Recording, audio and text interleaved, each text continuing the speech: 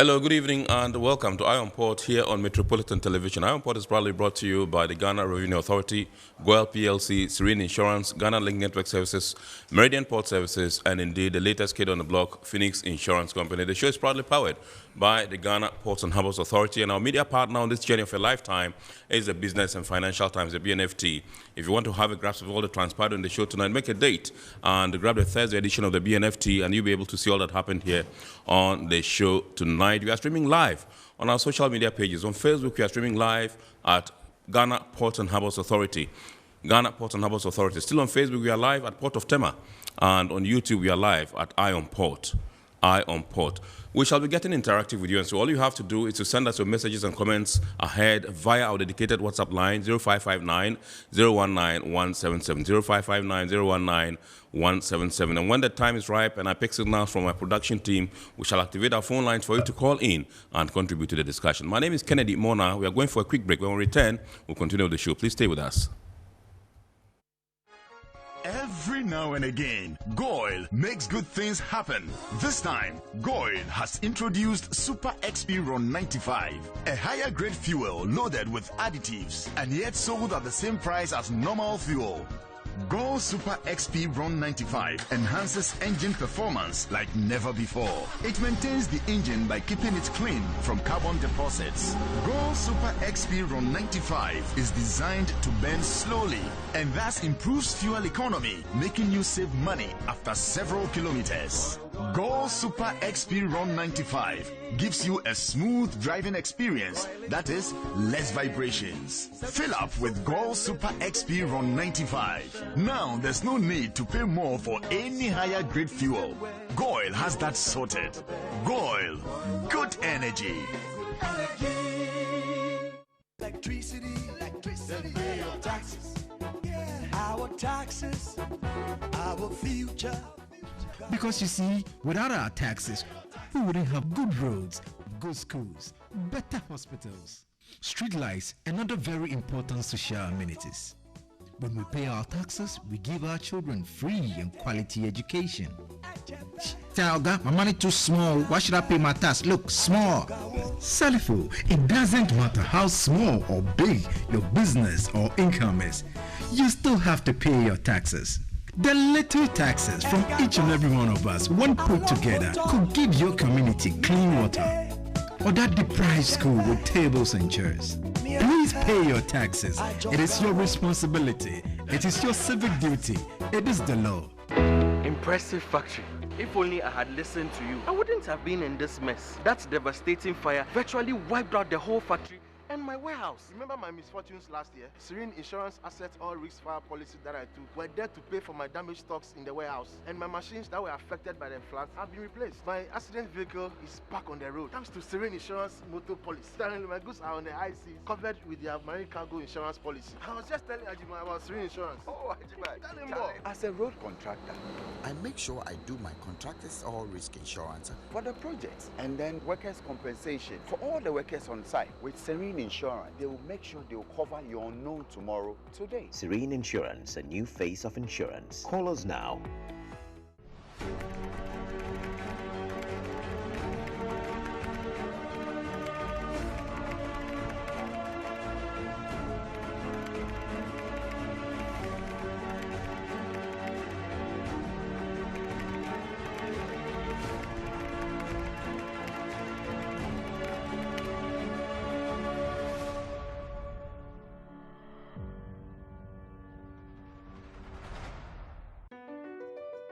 MPS Terminal 3 is Africa's new state-of-the-art container terminal at Tema Port. For manufacturers, agro-processors and traders, the new port means business can be done faster. This infrastructure boost will improve Ghana's port handling capacity, connect more trading routes, and oil the engine of growth for the economy, creating greater opportunities across all sectors as Africa's markets merge and become the largest trading bloc globally. MPS, we connect, you thrive. Business and life can be like the sea sometimes. Sometimes serene, sometimes calm. sometimes turbulent, and at times it brings the unexpected. However it is like, trust Phoenix Insurance for your home, car, business, and marine insurance needs. Call 0302 246 319 or 0243 690 492. At Phoenix, you experience a delightful service delivered with wisdom.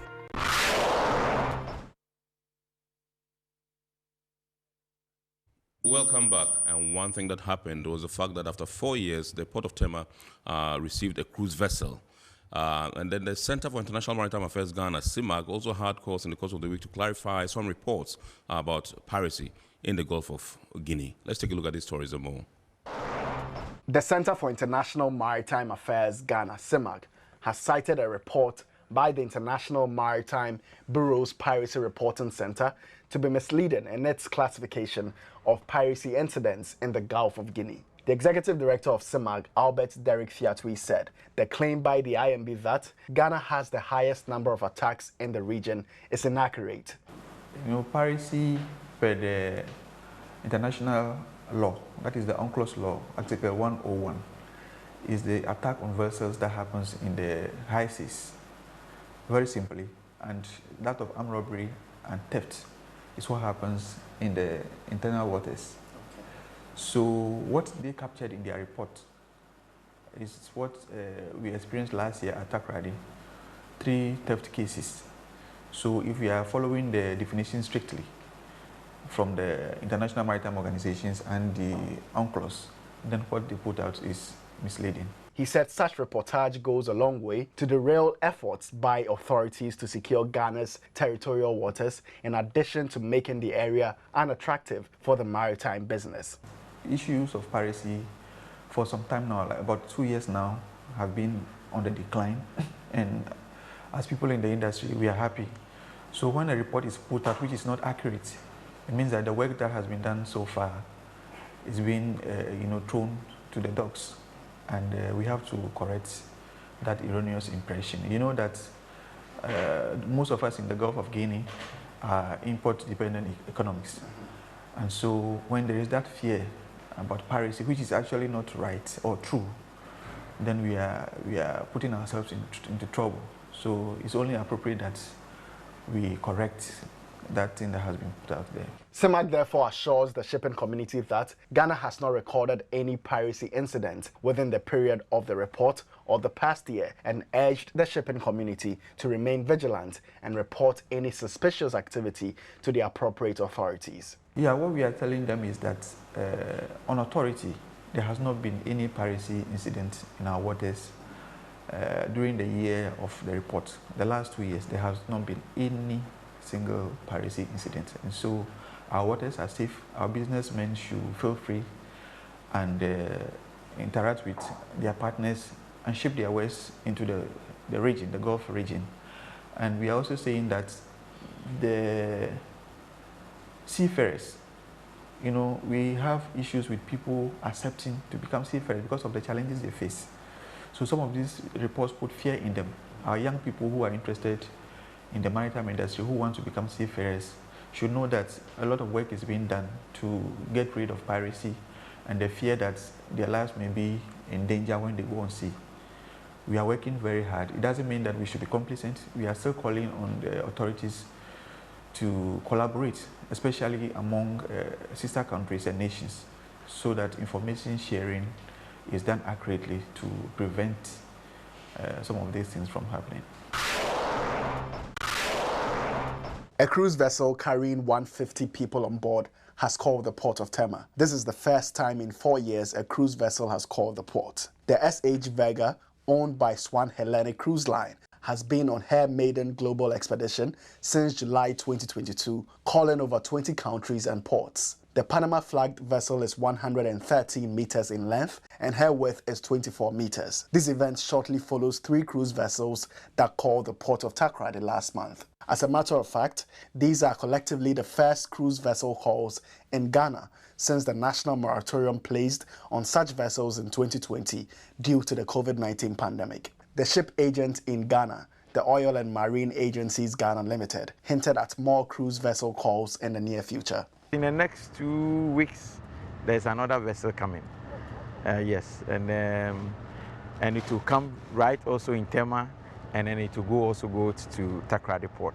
Oma, since 10 years ago, has been having cruise vessels, or we call them passenger vessels, year after year, but because of the COVID, we broke it it came down. There was no expedition for about 2-3 years, and now it has resumed again.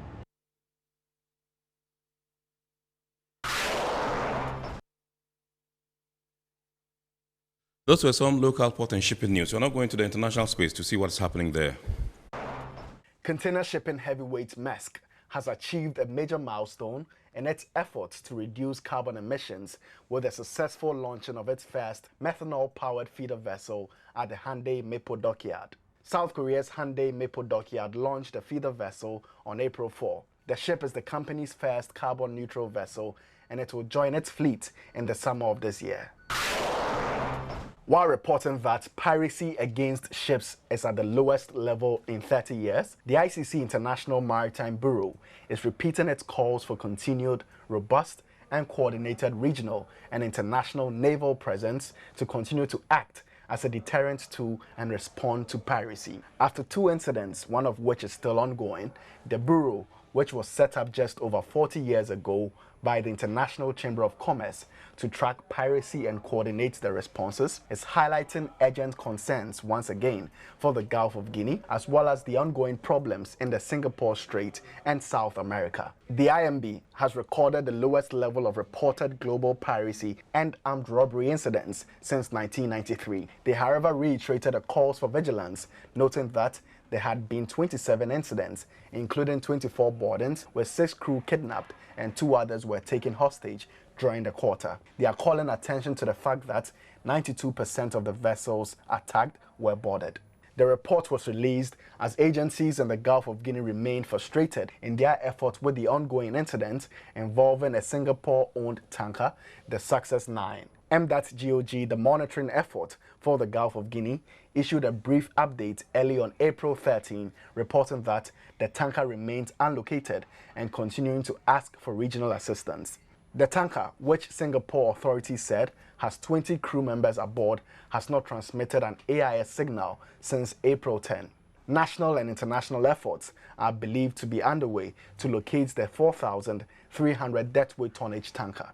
Reuters cited sources in Côte d'Ivoire saying their patrol boat had not been able to locate the vessel, while the Nigerian Navy said it is attempting to help while pointing out the incident was not in their domain. The French Navy intervened in the prior hijacking 2 weeks ago, and the Italian Navy assisted with an incident in January.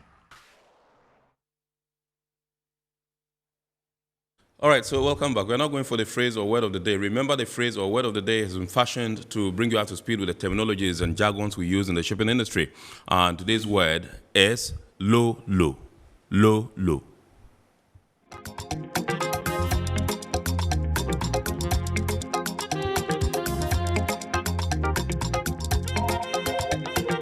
A low-low, or a lift-on, lift-off, is a container ship in which containers are lifted on or off by crane.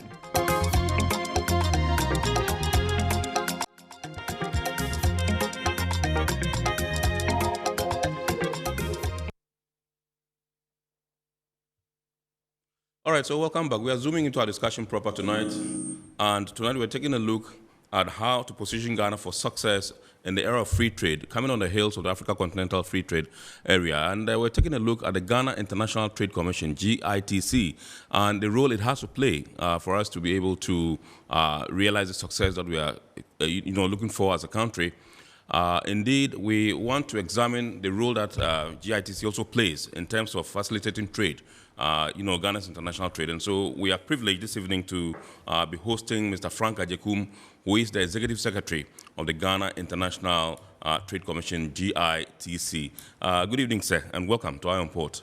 Good evening, Kennedy, and thanks for having me. Absolutely, absolutely. This is your first time on the show, so Yes, indeed. I believe it won't be out of place to say Happy New Year. I wish you same. Thank you very much, and I wish you same. Absolutely. To you and your crew. Great. All right, so please, if you can walk us through GITC, what is the Ghana International Trade Commission? Well, thank you once again. The Ghana International Trade Commission, was set up to ensure that Ghana's competition in terms of international trade, in doing that business, Ghanaian firms and industries are safeguarded against unfair trade competition. The fact of the matter is that, as you know, international trade is war. Yeah. And international trade, you have all sorts of things that are done to undercut the opposing country or the opposing company or industry to make sure that you are disabled to compete on a fair and even scale. So the WTO, in its own wisdom, having gone through all these, have allowed countries set up trade remedy institutions, such as the Ghana International Trade Commission. And what we do is to look out for things which are termed as unfair trade practices. Right. And in terms of international trade, unfair trade practices come in various forms. Some of them are dumping. And dumping occurs when, for instance, a product is produced in country A, the country of origin.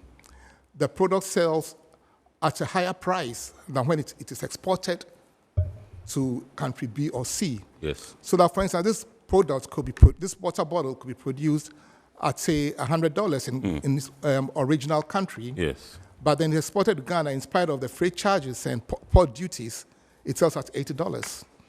You may want to know what is the purpose behind. The purpose behind it really is to dump the market in the receiving country, make sure that our industries are disabled, and then eventually those companies from the original countries could come and then monopolize the country. Yes. The products in your home country. When that happens, a lot of things happen to the home country because the local company is unable then to expand as it wants to, because the market share, the market share of its products has been reduced or taken over by this foreign company. Right. What it also means that when it cannot expand, it means that it begins to lay off workers. Very soon, it's unable to pay its taxes and the rates that it's supposed to pay to government. Right. And therefore, government is not able to benefit from the tax returns that it needs from that company. And therefore, government is not able to undertake the development project that it has to do, like hospitals and roads and all the things that we need. Yeah. So, and then the citizens are also, of course, you don't have money in your pocket because you've been laid off work. Yeah. So the whole rigmarole of poverty cycle sets in.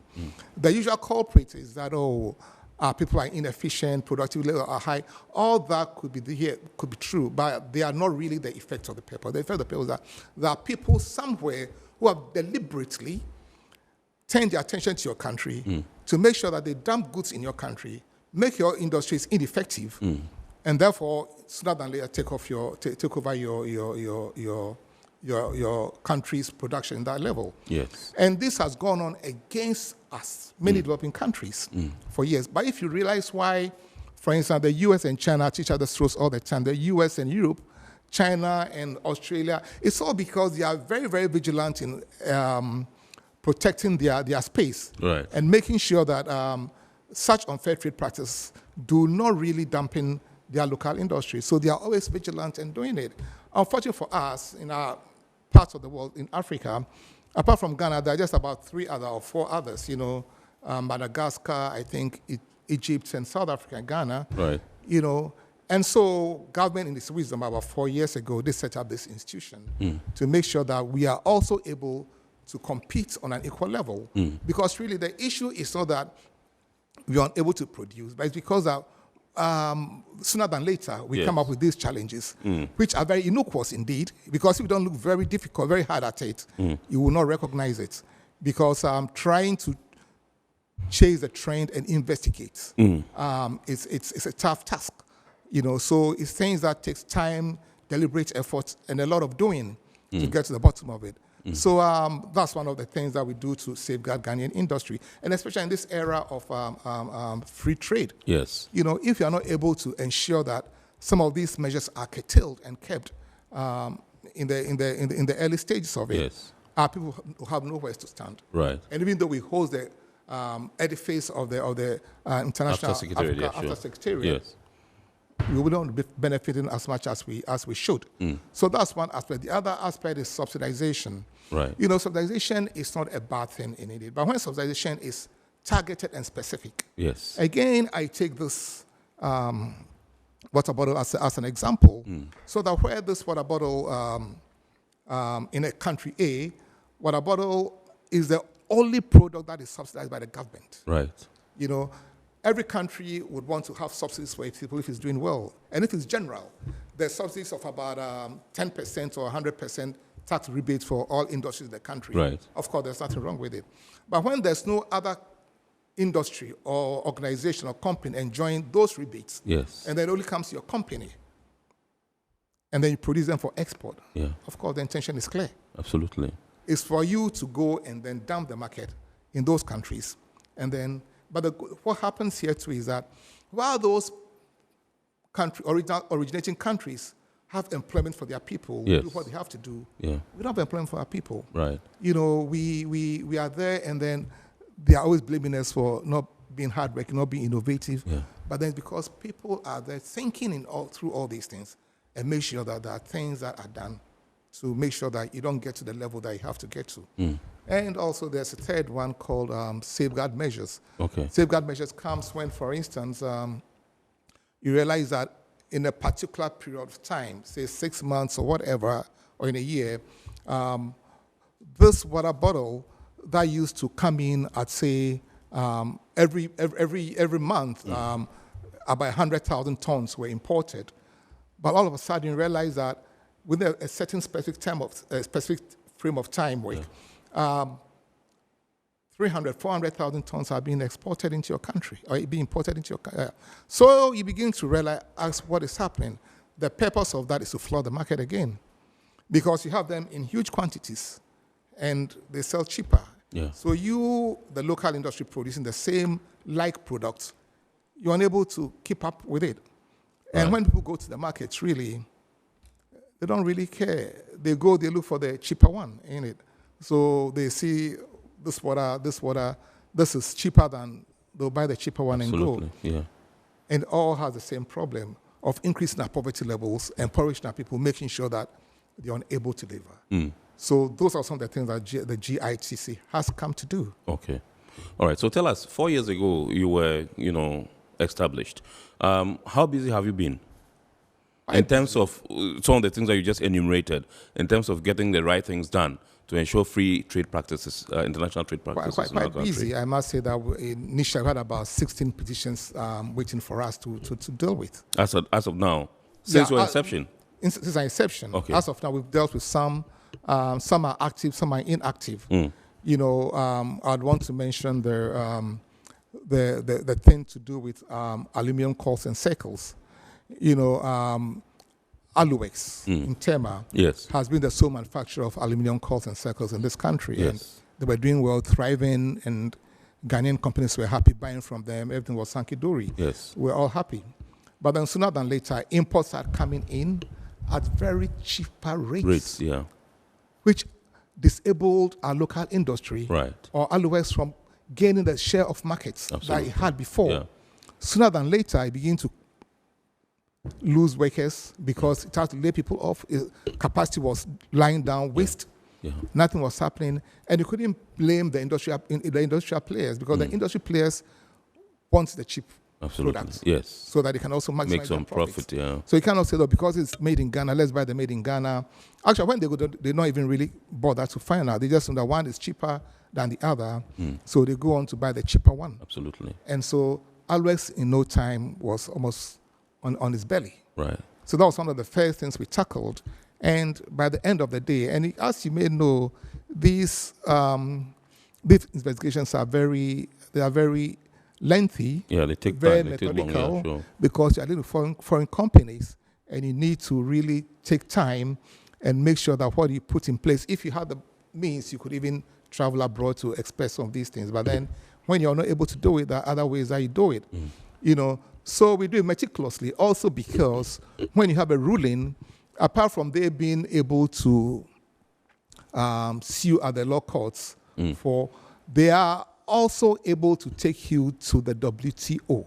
World Trade Organization. Is there some arbitration? For arbitration. Yes. You know, and if you are at fault, of course, that's what's in your face. It's not good. And we don't want to go through that. So we did a very good thing, and then we did a company from China, and I say that because of what we did, since we came at nothing, you know. So that is what we are doing in some of these things. We have done other issues have come to our attention. 3 or 4, 5 or 6, and I said 16 of them are. Yes. About 5 or 6 or so are very active, you know, which we are dealing with. Right. We have already reached some conclusions on others.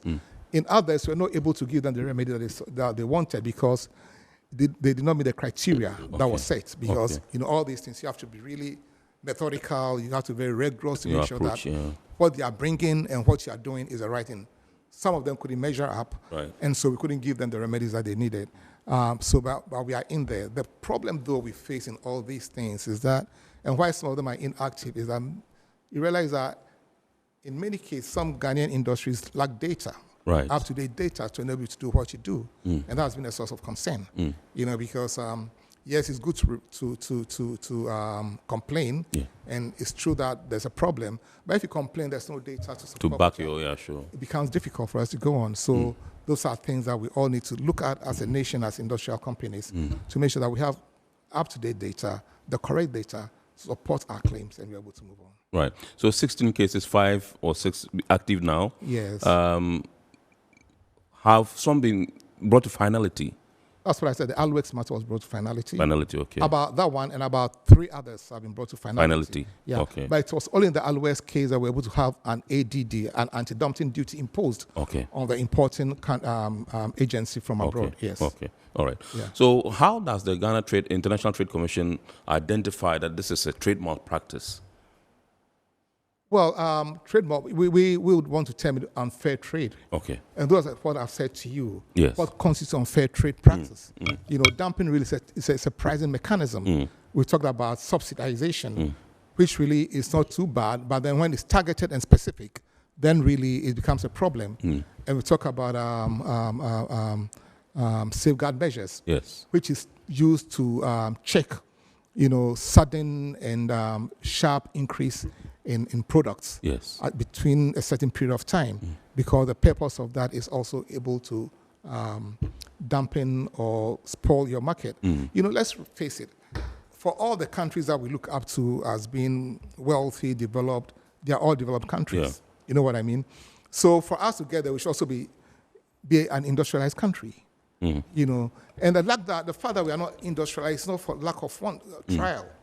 I must say that many a time, Ghanaian industry and other African industries do try, but then the unseen problem in there is the unfair trade practice that we have closed our eyes to over so many times. Right. And you know, the AFCFTA has come in, and in its protocols, it does encourage all countries in the sub-region, in Africa, to also set up such remedy trading institutions, you know, to make sure that they are safeguarded. Yes. But I said we just have 4 going at the moment. Would have felt that there were more, so that, you know, because we compete with people who really know what they're about, and try to do all things to make sure that they get what they want. You know, so unless we are also up to the task, unless we're also able to meet them boot for boot, in terms of trying to make sure that all the right boxes are ticked, then, of course, we'll always be found wanting. Can you give us a fair idea as to the number of companies you are dealing with? I know there are many, but can you give us a fair idea as to how many you are dealing with? And I know you probably have been engaging some of them and perhaps impressing upon them and telling them the right things to do so that they don't fall foul of the law as far as international trade is concerned. Can you give us a fair idea? Well, I must say that quite a number had come from the aluminium industry. Okay. Yeah, because they have been really facing the brunt of their trade. Right. Poultry industry has come in. Yes. That we are we'll go to the poultry industry because I think I saw a story, an item, that you met them and then, you know, I think there was a forum of a sort that you addressed. Yes, know, indeed. So we'll get into there, but I just want you to paint a picture of the number of companies you are dealing with. So poultry industry has been there. from the top of my head, but there are a few others that I cannot recollect. But I must say that from the steel industry too has been there. Right. This company in Tema, which is very much. I don't want to mention their names because I don't think it's fair to them. Right. Yeah, there are quite a few in the pipe. Okay. There are quite a few in there. Okay. Yeah.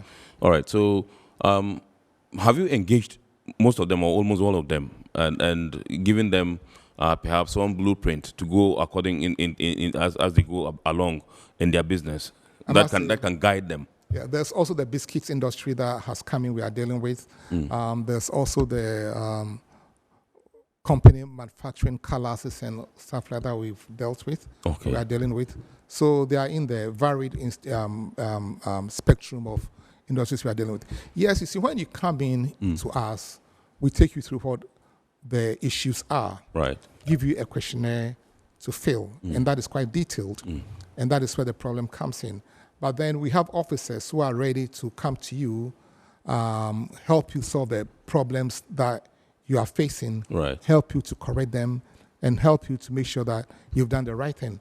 So there are people in there who are very detailed, very thorough, who would come and then say, and that's where we find most of our people wanting, because they think you are prying too much into their affairs. They don't like that. Yeah, they want the remedy.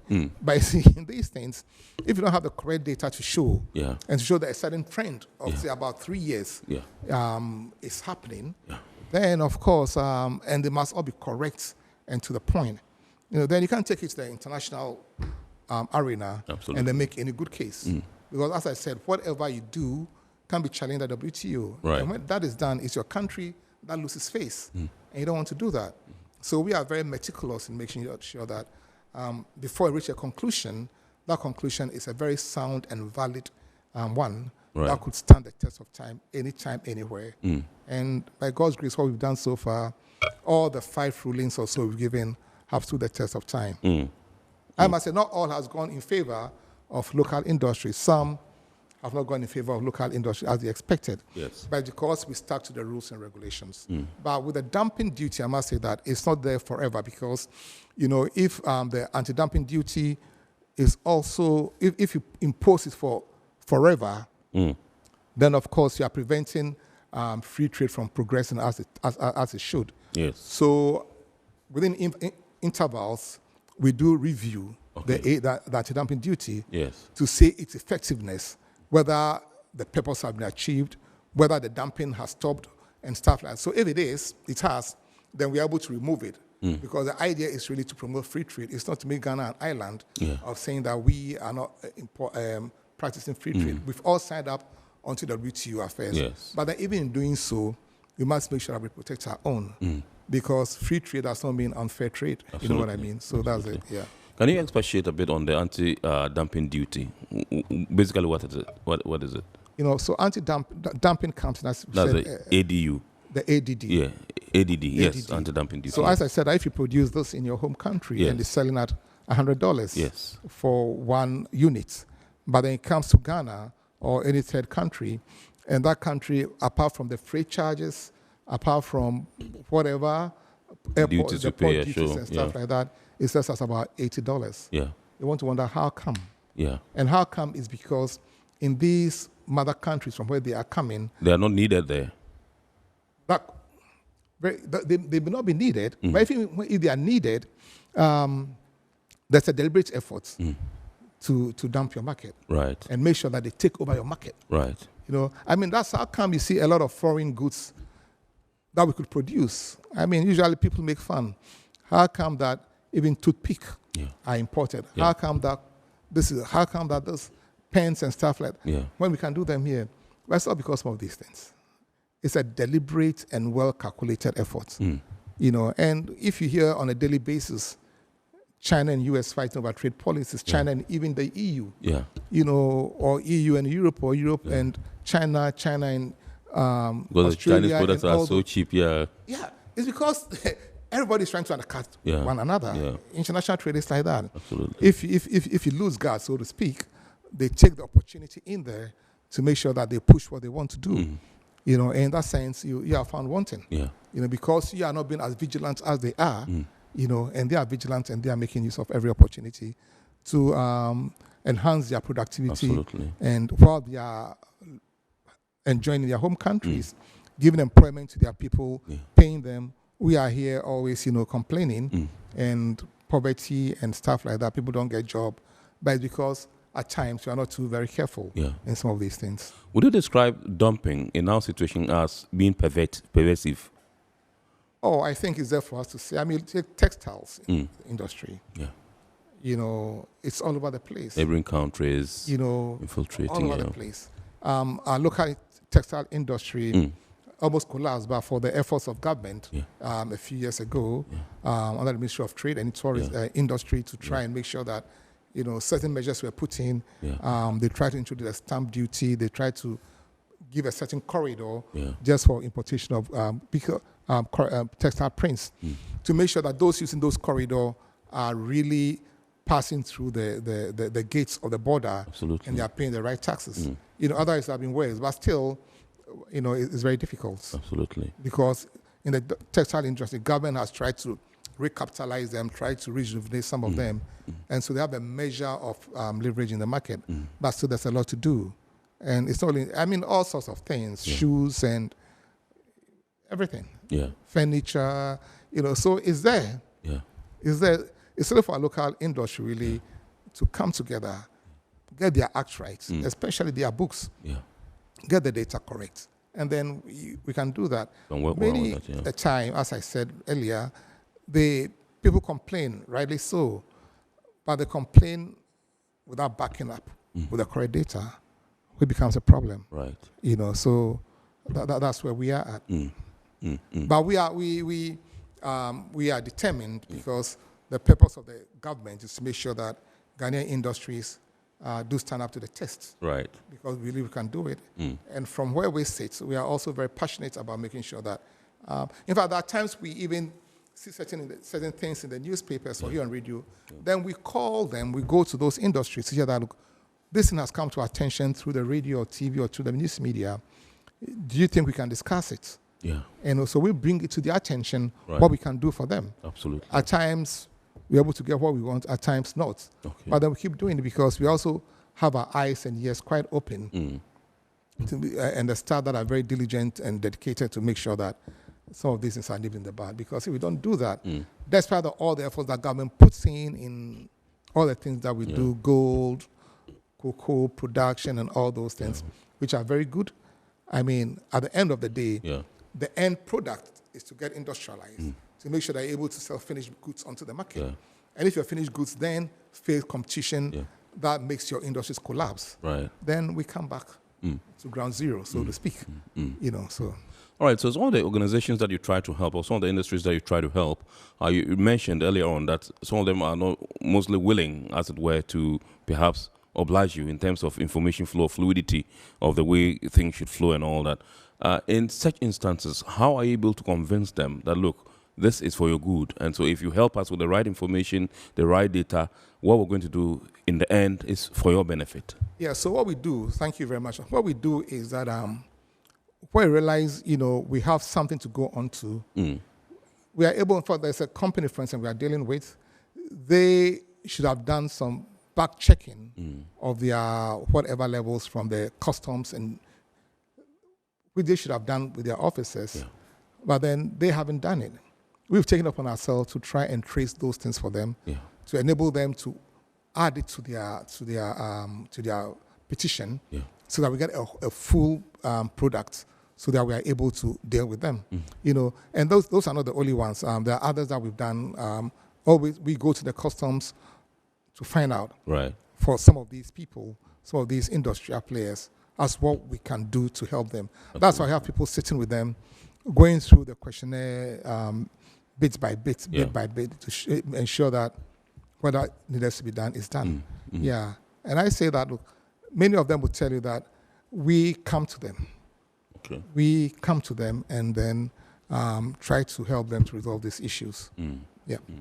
Okay, so like I said earlier on, I saw an item, you met some, as it were, players in the poultry industry, to discuss one or two issues. Can you tell us about it and, how it panned out and what the objective was, and whether indeed at the close of the day you were able to realize those the objective for which it was put together.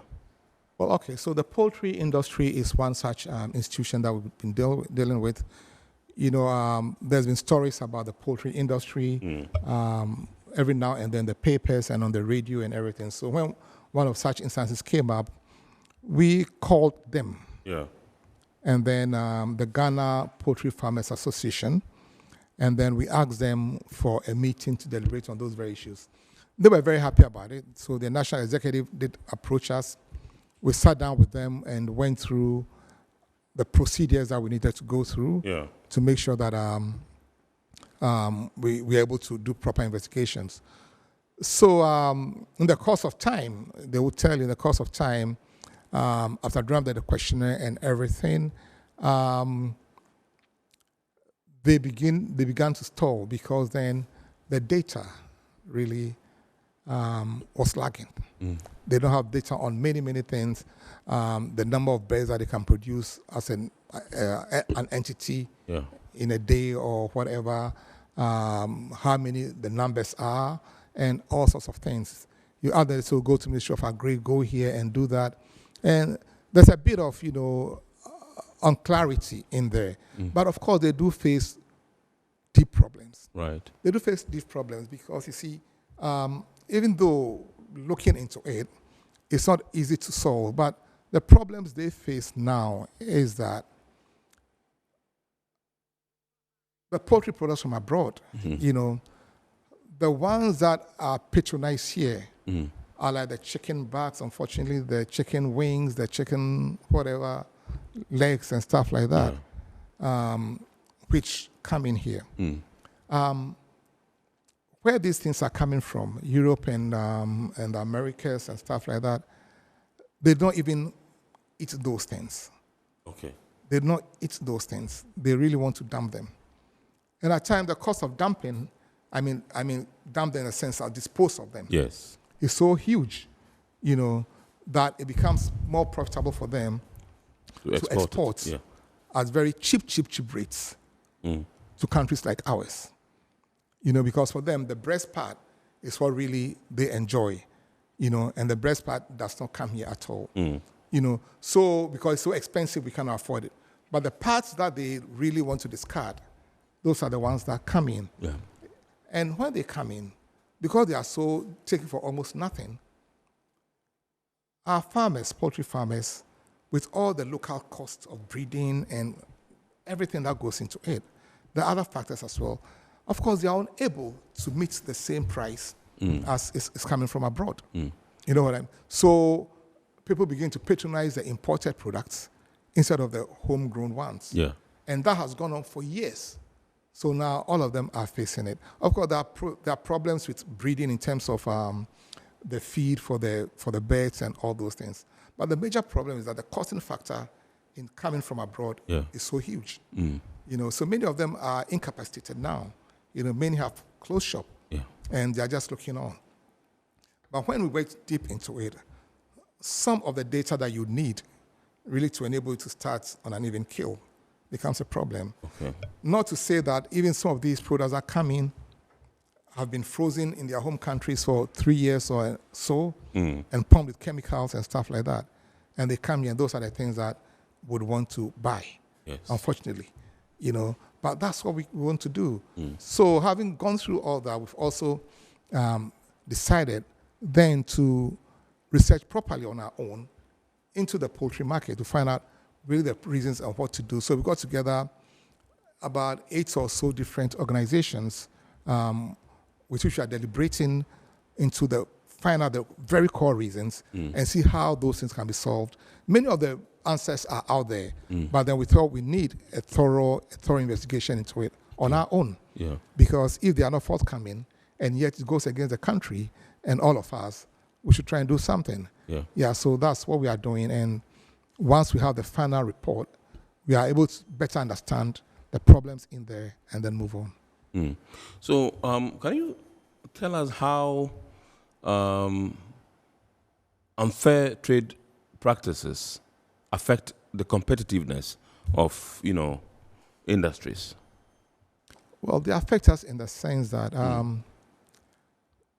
you are competing with a product that is cheaper than your product. Yeah. So if you had a capacity of producing initially, let's say, 100,000 tons a week or a month, and it sell at price X, but because the foreign product comes in, they sell at price minus X, your product is then not able to sell.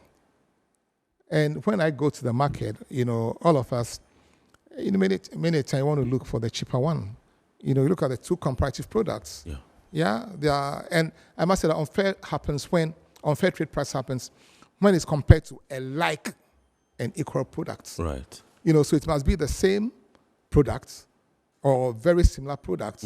So in the same kind of bottle, so that, of course, the emblems may be different, the writings are different and stuff like that.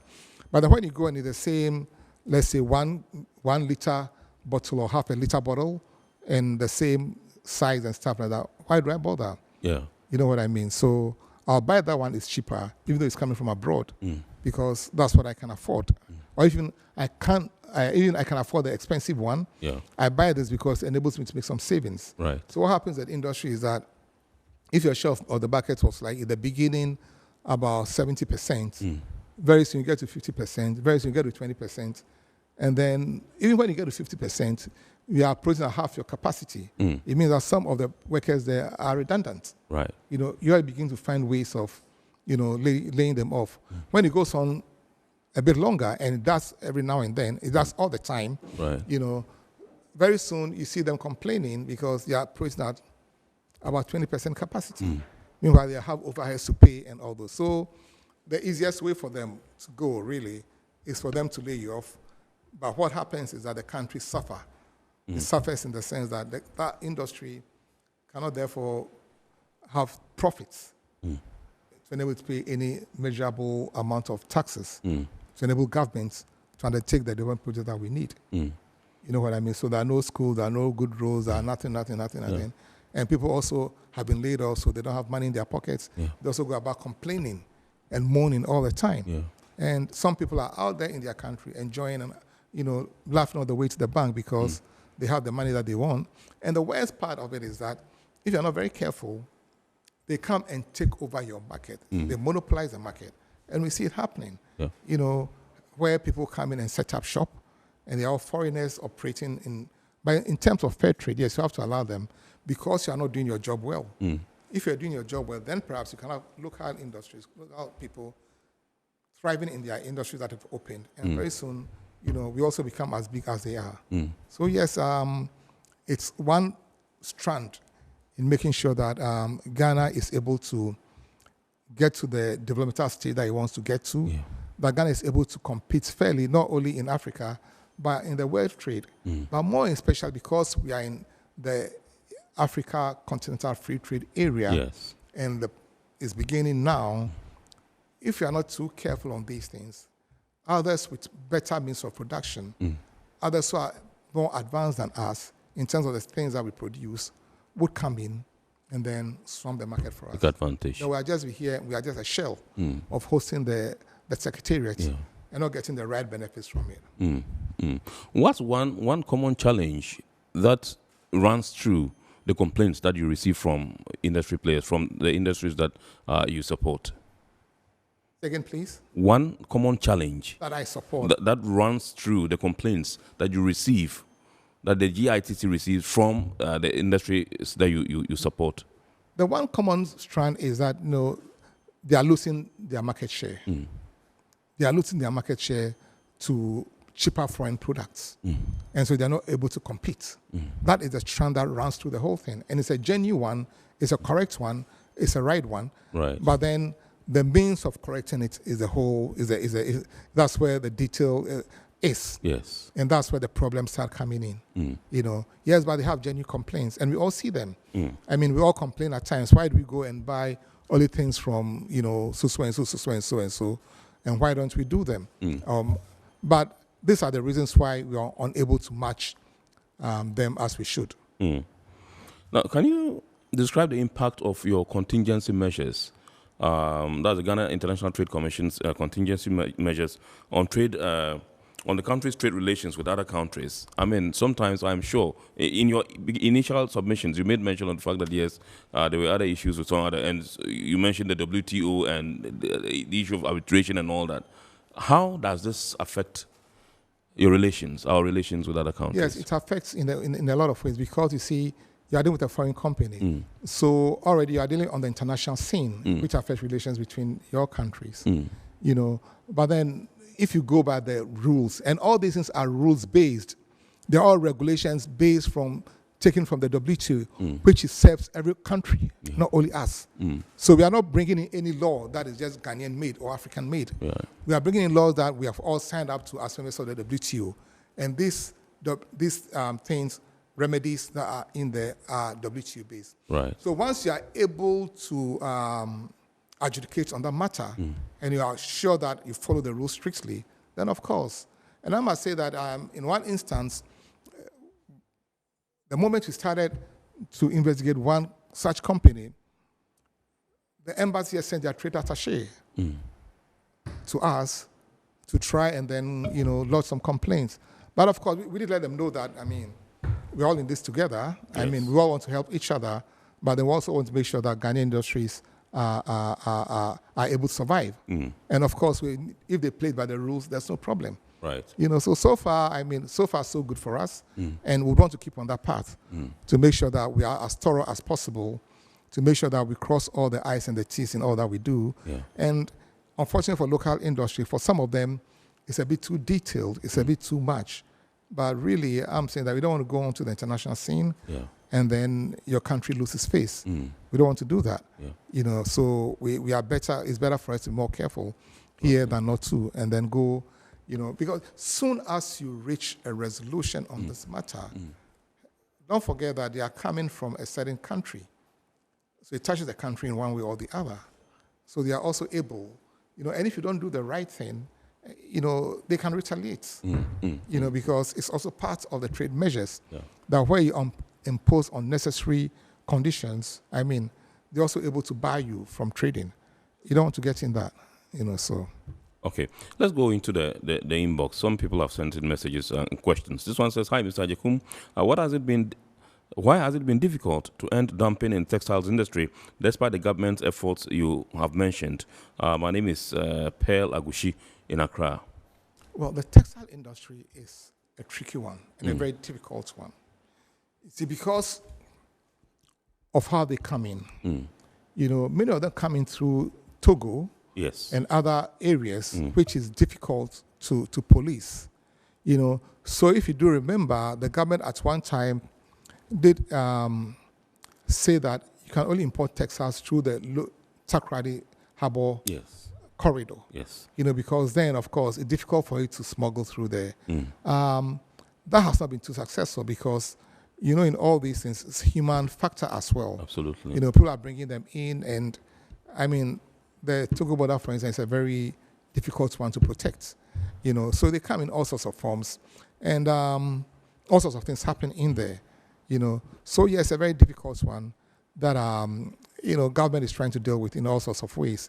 I think the recent example is to try and give in textile stamps to make sure that once it comes through the right border post and you show the taxes, then they are stamped for you to be able to sell. So if you go to the market and there's not that stamp, you shouldn't pay. You shouldn't buy it. Then it's false. It's a pirated product. Absolutely. So that is in the offering. I think a pilot was done some time ago. I'm not too sure when it's going to be implemented, but then it has been in the works, and I've been to a few meetings when those things have been discussed. So yes, it's well in hand by government. Government is trying its best, but it's a difficult one. Right. It's a difficult one, more so because it has, the local textile industry, GT, PHL, as we're growing up, they were the kingpins. Everybody bought their products. Right. But now they are fighting for their lives, so to speak, even in spite of government recapitalizing them some time ago. Absolutely. But then those are some of the measures I know government is trying to do. Yeah. Okay, this one says, if similar products with the same offerings or quality have varying prices, then isn't the onus on the pricier product to price competitively From my layman's mind, I don't think it's unfair. It's unfair trade by the less pricier product. Please convince me. My name is Stanley Odoko. Well, Stanley, yeah, I can see where you're coming from, but the name of dumping really, as defined, is pricing matter. Right. So the quality, yes, and everything. And please, let me say that in testing dumping, we're also very careful of quality. Right. We're not doing it in terms to make that Ghanaian inefficiency is passed on to the consumer.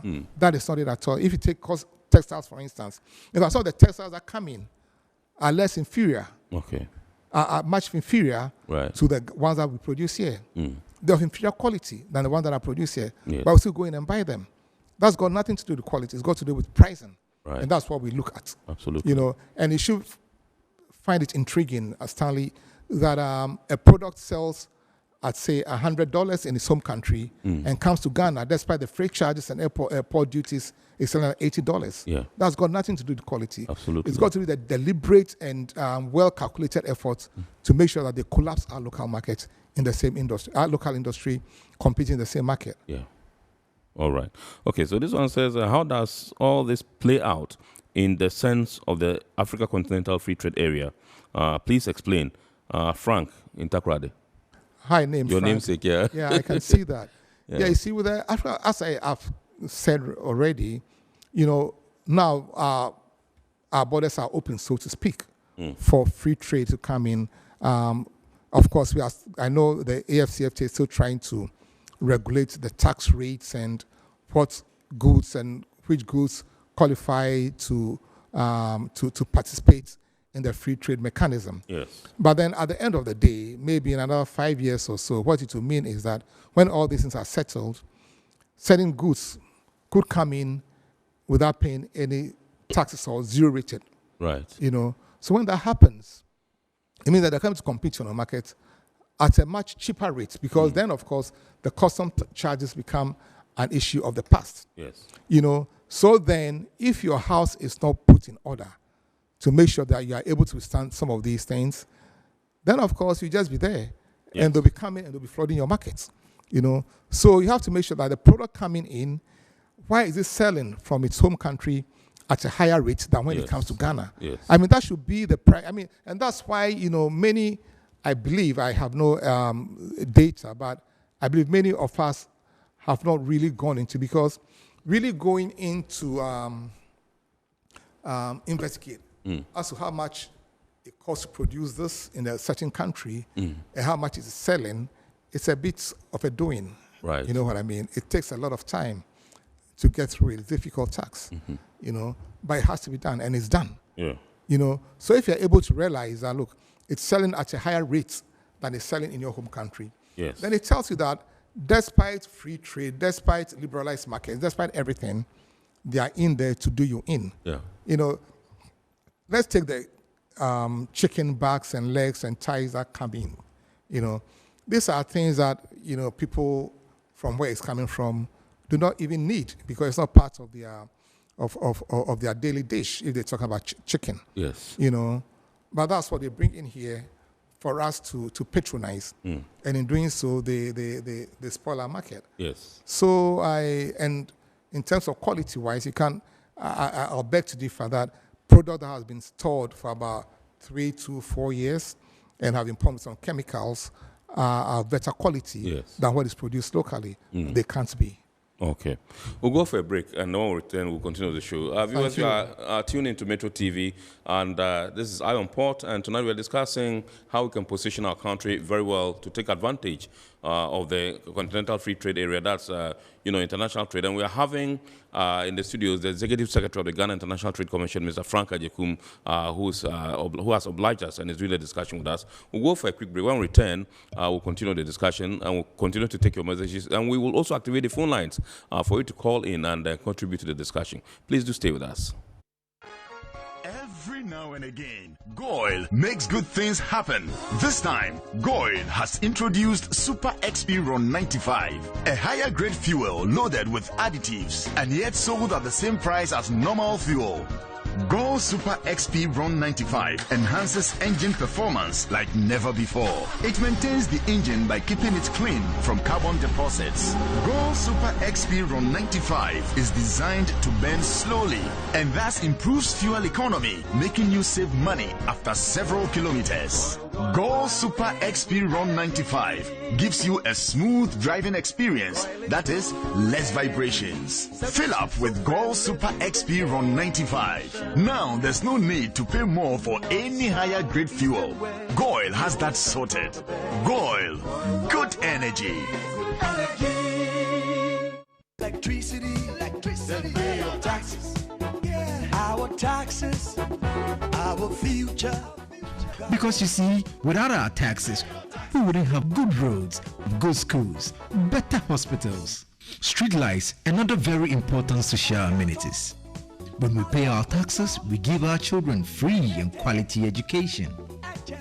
Talga, my money too small. Why should I pay my tax? Look, small.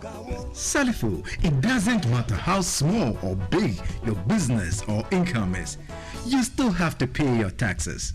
The little taxes from each and every one of us, when put together, could give your community clean water or that deprived school with tables and chairs. Please pay your taxes. It is your responsibility. It is your civic duty. It is the law. Impressive factory. If only I had listened to you, I wouldn't have been in this mess. That devastating fire virtually wiped out the whole factory and my warehouse. Remember my misfortunes last year? Serene Insurance Asset All Risk Fire policy that I took were there to pay for my damaged stocks in the warehouse. And my machines that were affected by the floods have been replaced. My accident vehicle is back on the road thanks to Serene Insurance motor policy. Currently, my goods are on the IC covered with their marine cargo insurance policy. I was just telling Ajima about Serene Insurance. Oh, Ajima, tell him more. As a road contractor, I make sure I do my contractors all risk insurance for the projects and then workers' compensation for all the workers on site. With Serene Insurance, they will make sure they will cover your unknown tomorrow today. Serene Insurance, a new face of insurance. Call us now.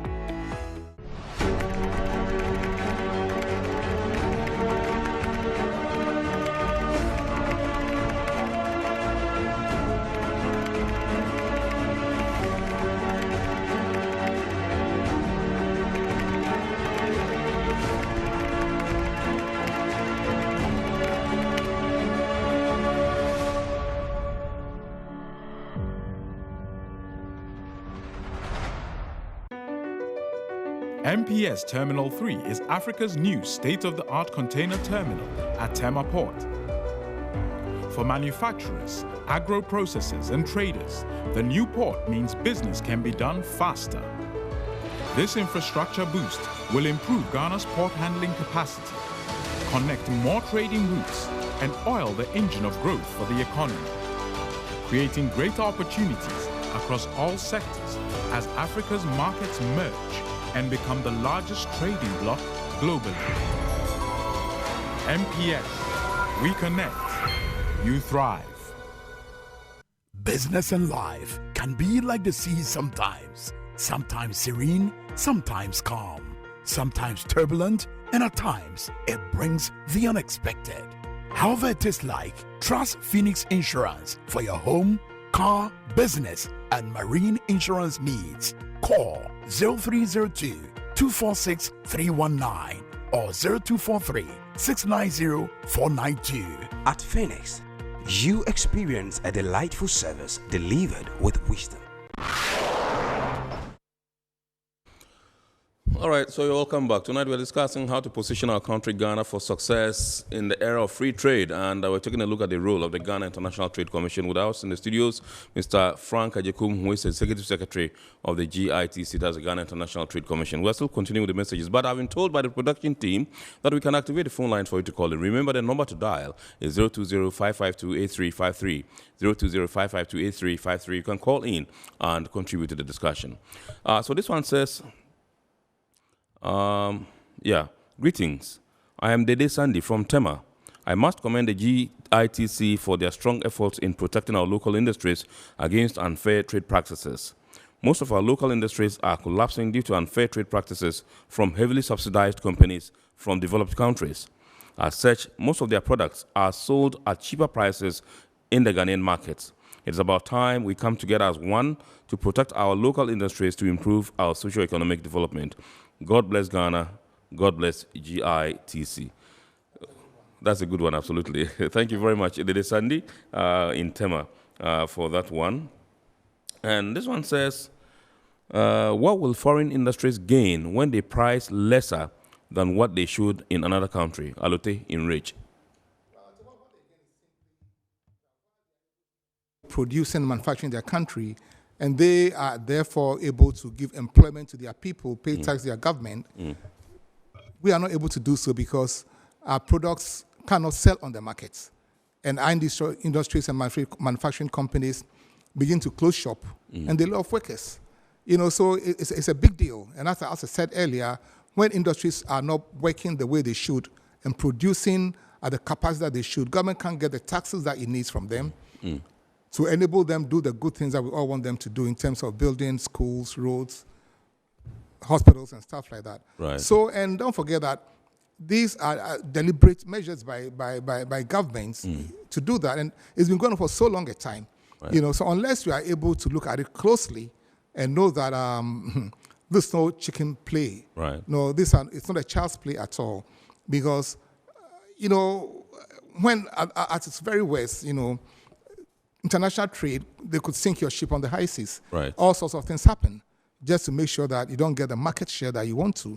And as I give the examples I gave, unfortunately in Africa, I don't have a lot of such examples. But if you realize that the US and China are fighting all the time over trade issues, China and Australia are fighting all over time over trade issues, even the EU and Europe itself, America itself are fighting over it. So it's all over the place. Yeah. And their eyes are wide open to some of these things. So it's about time we also took that bold step and enable us to be able to counter. Yes, I'm not saying that solves all of our problems, but it solves a huge part of it in the sense that our industries have the space, the breathing room to be able to get what they have to do and make sure that the country also gets the benefits that it needs to get from industries. And of course, people are working and people are happy. And that's what everybody wants in this country, isn't it? Right. Okay, so Bernice in Achimota says, what are some of the common categories of products we often see dumped in Ghana? I mean, my friend, it's all over the place. I mean, we see textiles, we see, if you go to the aluminium market, it's all over the place. I mean, let's say the example of biscuits, for instance, that local biscuit manufacturers. Yes. But I realize that when biscuits are produced, when local industrial players import the jackets that wrap the biscuits, they pay a special tax on the wrappers, which goes to affect the cost of production. Absolutely. But then when foreign products are coming in and they're already wrapped, they do not face the same problem. So they come at a very cheaper rate than we do. So they begin to dump our market. Some of these things we have to look at them and see how we're able to correct them. Right. But these are issues that we look at and see how we're able, because some of them are policy issues that have to be corrected. Some of them are also, as I said, intents of people just to make sure. I mean, why do you think we keep on being a developed country? Or a developing country, sorry. I mean, it's because it's a deliberate effort to keep us where we are. And we don't want to be here forever. We also want to be where they can also say that, look, we also want to travel to Ghana because of the good things that is being done in Ghana. So that's what we are looking at. Okay, so I just want to find out from you, which are some of the public sector agencies you work with? Because I know the GITC does not work in isolation. I just want to find out from you which sector agencies, public sector agencies you work with in terms of your quest to promote free trade practices and also to, as it were, protect local industries. Well, first of all, it's an agency under the under the Ministry of Trade and Industry. Right. So basically, because that's where all the trade agencies are, so to speak. So basically, work with all the agencies under the Trade Ministry. But most particularly, we do a lot of work with the Association of Ghana Industries. AGI. Because that's the umbrella body of all the industries. Yes. So then we deal a lot with them to make sure that we're able to get to our target audience. They also are, and AGI itself was very instrumental, I must say, in getting this acts for the commission passed. Right. Because the industry players themselves realized that it was through some such mechanism that really can be done. Absolutely. So it's been long in coming. It started during the Kufuor era under then Trade Minister Alan Martin. Yes. When he started as the Tariff and Trade Office in the Ministry of Trade. Yes. Then also through the NDC period, they also did their bit. Then it came to President Kufuor's time, right, where it was really passed into law. Yes. And then the commission was set up. Okay. So that's it. And our offices, now that you ask, yes, you know, are in the cantonments. We share a building with the Ghana Free Zones Authority. Yes. Okay. Yeah, and so that tells you that apart from everything, we also need to be capitalized. Absolutely. To be able to stand on our own, because we also want to have an office of our own property. But then that's where we're starting from, and it's good enough, you know. So for all industries that, you know, feel that they need some remedies or have some problems in certain things, and come to your place. They are ready to come to the Free Zones Authority Board. You'll find the Ghana International Trade Commission there, and we'll deal with you. Okay. All right, let's go on to the phone lines and welcome Bafo, who's calling us from Tema. Good evening, sir. Good evening, sir. Hello, Bafo. Hello. Hello, I'm here. Bafo. Good evening. Can you hear me, sir? Your voice. Yeah, please go ahead. Yes. Mr. Frank Jekum of the Ghana International Trade Commission has a very difficult job. Excuse me, because, you see, what I believe and I've studied to find out is that anytime Ghana goes to the IMF and we struggle to get a deal, then the international investors move in, and when they move in, they come with their own unfair trade contracts, especially in the dumping of goods here in the extractive industry. So nobody is asking the question, what do we lose when we go to IMF? Everybody seems to be that the IMF is a panacea, but the IMF has been the bane of our development, because when you go with cap in hand, they come in and they bully you, and all manner of nations come and bully us, from poultry to textile, as he has mentioned. So his unit has a very difficult job to do. Just that we all have to sit down and think of how we can help to make Ghana a better place to trade and to live in. That's my point. Thank you very much, Bafo. Thank you very much indeed. I hope you heard him loud and clear. I did indeed. Perhaps say something about his submission? Yes, so I'm in agreement with him, and I think we are all in agreement with him. You know, but for the IMF issues, you know, there are bigger issues being dealt with, so that could be a subject for another topic some other day. But at times, you know, the blockages, but at times it becomes a necessary evil to deal in that. You know, it's not as if you don't go trying to negotiate your own, you do. So that's another matter altogether. But in terms of free trade and unsafe trade, that's something within our ability to correct. Absolutely. And that the regulations and laws to enable us to do that. You know, not made from Ghana or not made in Ghana, but made by the World Trade Organization, to which we are all party to. So, I mean, yes, in that sense, we'll try and stand up as he wants us to do and make sure that we are counted. Absolutely. Yes. Right. Joe from Newtown says, apart from dumping, what are other trade malpractices or unfair trade practices the Ghana International Trade Commission is keen on stopping, apart from dumping?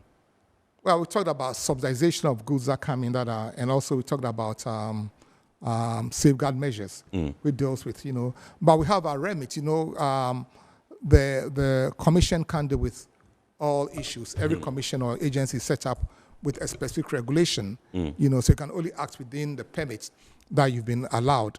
So those are the things that we do, and I tell you, it's a lot. It's a whole lot, you know, so yes. So those are the regulations that we have by acts of parliament. Right. And so, yeah, we are very happy with those, and yeah. Tell us about your contingency measures. Okay. So in terms of dumping, what would call the anti-dumping duty. So the anti-dumping duty takes care of the difference. So that if this is selling at $80 in the home country and $100 here, the contingency may say $20. Okay. So we put that on the import price to equalize it. Okay. And then that is done. So currently it's being done for imported aluminium cores and circles. Okay. You know, so if you import from this particular country, and I must say that anti-dumping duties are really country-specific. Right. So that if these products have been petitioned from country A, we deal specifically with country A. It doesn't affect country B. Right. Unless somebody petitions that they're also doing, we investigate. So in this sense, from this particular country, we have this anti-dumping measure, which then ensures that their products, even when they come in, they are marked up by that 20% difference to make sure that it's done. Okay. So in terms of subsidies, we have the countervailing measures. Right. And countervailing measures. Please hold it. Countervailing measures. When we continue from there, but we will go to Tema once again and welcome Nana. Nana, good evening, sir. Good evening, my dear. Yes, sir. Please shoot. I am a woman. Newman. Yes, I'm a woman. You are a woman, okay. Yes, ma'am. Yes, ma'am. Please forgive me. Thank you. Okay. Yes, right. please shoot, ma'am. Yes. Yeah. Oh, I am happy to be speaking on the line. Please, we can't all know the difficulties that go on with this trade matters. But one wonders why we know that the chicken that are coming are not even healthy. They allow them in. Who gives them who orders it, and who gives them the certificate? The ordinary person wouldn't know the dangers in the chicken we are eating, but somebody at Ministry of Trade and everywhere signed for the import, isn't it? Then Guta is here bringing in things we all know are not important, and they still bring them in, and they mix it with free trade. The ordinary people that we are talking, we don't understand what goes into all these things. So if there are experts at the places, they should know what to bring in and protect the populace, and then protect our purse. Because honestly, if you take one broom, you can get 200 pieces of boxes of toothpick. And they tell us we order something like 18 million toothpick. What is all that? Whose science allows the import at this time of our independence or republic? Must we eat everything that the white man is putting through our throat? If we don't want something, we should say we can't get it. And they should let the Guta people know that not everything can be brought in because they want it. Thank you. Thank you very much, Nana. We are deeply grateful for your call. Nana seems to be getting a bit peeved over there. I don't know what you have to say to... Yeah, Kennedy, I can understand where Nana is coming from, but I must caution right from the beginning that in terms of health matters, I cannot really say they are not unhealthy because the FDA the Food and Drugs Authority has a threshold that it looks at, so that if even they've been kept for a certain period of time, and then they have some chemicals in them, but they do meet the threshold, I think the FDA would allow it. And also we have the Ghana Standards Authority. They also have some standards that has to be kept. So that if they fall within that, then it is, of course. But then I could agree with her and with all of us that from where I stand, I can't believe that some that's been kept somewhere for over a year, 2 years, 3 years, and they put with some chemicals, they'll be tastier or much healthier than the fresh ones that are being made here. Absolutely. So I agree with her in those terms perfectly. But I cannot then say that those that come in are not safe. But in that sense, I must say that there's one company, La Bianca, that has started something very, very, very local, interesting. Absolutely, Yeah, locally, it has gone into partnership. One is it Tasty Akoko or whatever it is. Yes. That is now buying from Tasty Akoko. Right. And then even at a loss because then the product level is higher than what she will get from abroad. But she wants to put that on the market. Absolutely. And try and see how Ghanaians will patronage patronage it. of the local chicken. And if we get into that taste, then it becomes something that we all want to do. Absolutely. And I must say that from my interaction with local industry players, I mean, all of them want made in Ghana products if they can afford it. I mean, with the terms of aluminum coils and products, coils and cycles, all the local industry tell that, look, they would want to patronize always products if they're available. Absolutely. And affordable. But they are not available, they are not affordable. So that's a problem. So I have no doubt that if you're able to up our game, even in terms of textiles, I mean, I said we all grew up with GTP, with all Akosobo textiles and stuff like that. And that's what we knew. Right. Until these fake ones, these ones started coming in. Right. And many of them are not even at the same quality, but the price matter. That's where there's a catch. Yeah. Right. You were making your earlier point, and you stopped at countervailing. Yeah, countervailing measures. Yes. Okay, as you say, there are countermeasures to make sure that the subsidies of these particular products. So in such cases, you can erect, for instance, barriers. Yes. In terms of quotas, you know, or you can also, in terms of go into tax arrangements to make sure that the cost of subsidy is offset. Absolutely. From when it comes here. So you raise the same tax measures and you go. Then again, all these things to keep World Trade matters, you do it for a period of time. You can't run forever. Yeah. You know, you can't run forever because if you do that, then of course you are not supporting free trade. So that time measures, you'll do that to enable the local industry to correct their faults, right, and then put in production. But the more important thing I want to talk about is called threat to injury. Right. You know, where we come in when, for instance, we realize that a local industry is going to be set up. Yes. And from your business planning, all the studies you've shown, you can prove that you are going to produce about 100 pieces of this an hour. Yes. But then we realize that even before you set off, there's competition coming in, which would undercut your price and which would not enable you to operate. There's a mechanism in the threat to injury that the agency is able to make a case, depending on your business plan. And then also that also is time measured. And all this is done to make sure the local industry can stand. And I mean, we shouldn't shy away from these things because you see, now we see all these Kia vehicles, we see all these Samsung vehicles, we see all this whatever coming in, and we are happy about them. It's because it's a deliberate measure really in their home countries to protect them to get where they are. Right. And if you are gone back a few years, I don't know, you realize that Kia started, nobody even wanted a Kia. Yeah. But it's one of the priciest vehicles you can get. Yeah. I mean, so why is that so? Because there are deliberate measures that you can start to protect your industry. So we shouldn't shy away from that.